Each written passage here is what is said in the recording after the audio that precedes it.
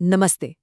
तो आज हम एक ऐसी गज़ब की पौराणिक कथा की गहराइयों में उतरेंगे जो सिर्फ एक कहानी नहीं है, बल्कि जिंदगी की एक बहुत गहरी सीख है। तो आइए शुरू करते हैं रक्तबिजा और माँ काली की इस अद्भुत गाथा को। जरा सोचिए इस बारे में। क्या हो अगर सामना एक ऐसे दुश्मन से हो जिसे जितना मारो वो उतना ही ज्यादा मजबूत होता जाए। हर हमला उसे खत्म करने के बजाय उसकी ताकत को कई गुना बढ़ा दे। बस इसी एक जरूरी सवाल से शुरू होती है हमारी आज की कहानी। तो इस कहानी में जो असुर है उसका नाम है रक्त बीज। एक ऐसा शक्तिशाली असुर जिसे हराना लगभग नामुमकिन था। लेकिन ऐसा क्यों? आखिर क्या खास था उसमें? रक्त बीजा की असली ताकत पता है क्या थी? उसका वरदान। उसे एक ऐसी अजीब सी शक्ति मिली थी कि उसके खून की हर एक बूंद जो भी जमीन पर गिरती, उससे एक नया रक्त बीजा पैदा हो जाता था। और सुनिए, हर नया क्लोन भी ओरिजिनल जितना ही पावरफुल होता था। सोच सकते हैं, इसी वरदान ने उसे प्रैक्टिकली इनविंसिबल, अजेय बना दिया था। तो जब देवताओं ने रक्त बीजा से युद्ध करने की सोची, तो उन्हें बहुत जल्दी ही रियलाइज हो गया कि वो एक ऐसी प्रॉब्लम से लड़ रहे हैं जो हर पर और बड़ी होती जा रही थी। उनका हर प्रहार, हर वार एक्चुअली उन पर ही उल्टा पड़ रहा था। इस साइकिल को समझना बहुत बहुत जरूरी है। देखिए हुआ क्या। माँ दुर्गा ने रक्तबीजा पर अपने पावरफुल शस्त्रों से अटैक किया। ठीक है, अब वो जख्मी तो हुआ, लेकिन उसके खून की हजारों बूंदें जमीन पर जा गिरीं। और फिर क्या? हर एक बूंद से एक नया, बिल्कुल उतना ही ताकतवर असुर पैदा हो गया। जरा इमेजिन कीजिए, एक को मारने की कोशिश में लाखों नए दुश्मन खड़े हो गए। और बस देखते ही देखते पूरा का पूरा बैटलफील्ड रक्तबीजा के अनगिनत क्लोन से भर गया। देवताओं के लिए ये एक नाइटमेयर, एक बेहद डरावना मंजर था। वो बिल्कुल हैरान और परेशान थे। उन्हें कुछ समझ नहीं आ रहा था कि आखिर इस बढ़ती हुई आफत से कैसे निपटें। और यही वो मोमेंट था जब इस कहानी में एक जोरदार ट्विस्ट आया।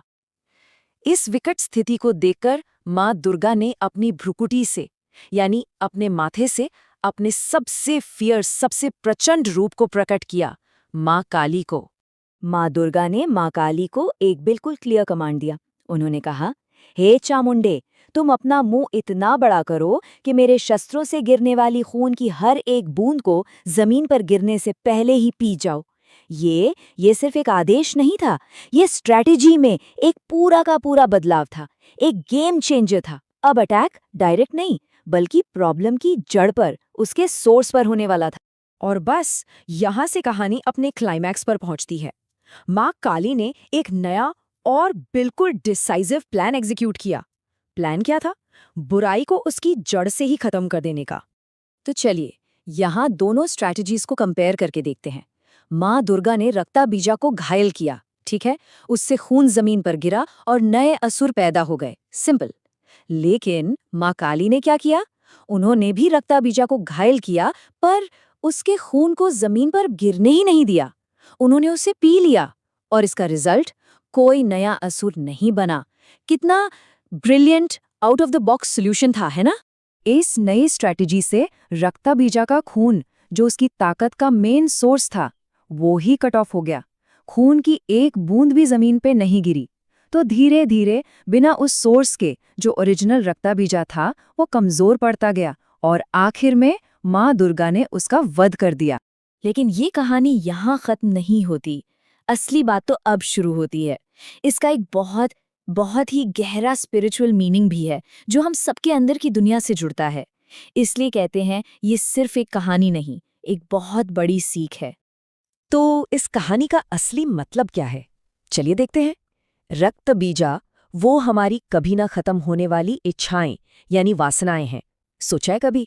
जैसे ही एक इच्छा पूरी होती है, दूसरी पैदा हो जाती है, बिल्कुल रक्त बीजा के क्लोन्स की तरह। और बैटलफील्ड वो है हमारा मन, जहां ये लड़ाई दिन रात चलती रहती है। और माँ काली कौन है? वो है हमारी फियर्स अवेयरनेस, हमारी जागरूकता, हमारा रिजॉल्व। और उनका खून पीना वो इस बात का सिंबल है कि हम अपनी नेगेटिव पैटर्न्स को, अपनी बुरी आदतों को एनर्जी देना ही बंद कर दें, उनके सोर्स को ही काट दें। और यहाँ एक और मजेदार बात है, पता है रक्तबीजा के वध के बाद क्या हुआ? माँ काली अपने विजय के जोश में इतनी प्रचंड हो गईं कि उन्होंने तांडव करना शुरू कर दिया और उनके कदमों से पूरा ब्रह्मांड, द एंटायर कॉस्मोस, हिलने लगा। तब उन्हें शांत करने के लिए खुद भगवान शिव को उनके पैरों के नीचे लेटना पड़ा था। तो इस पूरी कहानी से हमें क्या सीखने को मिलता है? चलिए जल्दी से की टेकअवेज देख लेते हैं। पहला, रक्तबीजा एक ऐसी प्रॉब्लम का सिंबल है जो सीधे लड़ने से और बढ़ जाती है। दूसरा, कन्वेंशनल मेथड्स यानी पुराने तरीके हमेशा काम नहीं आते। Sometimes you need to think differently. तीसरा, माँ काली एक रेडिकल सॉल्यूशन को रिप्रेजेंट करती हैं, समस्या की जड़ पर, रूट कॉज पर हमला करना। और आखिरी और सबसे इम्पॉर्टेंट, ये कहानी हमारे अंदर की एंडलेस डिजायर्स पर अवेयरनेस यानी जागरूकता से जीत हासिल करने के बारे में है। और अब जाते जाते एक सवाल हम सबके लिए, अपनी जिंदगी में ऐसा कौन सा रक्त बीजा है, मतलब कोई ऐसी बुरी आदत या कोई ऐसी इच्छा जो बार बार लौट आती है, और क्या उसे उसके सोर्स को ही कट ऑफ करके हराया जा सकता है? इस पर जरूर सोचिए।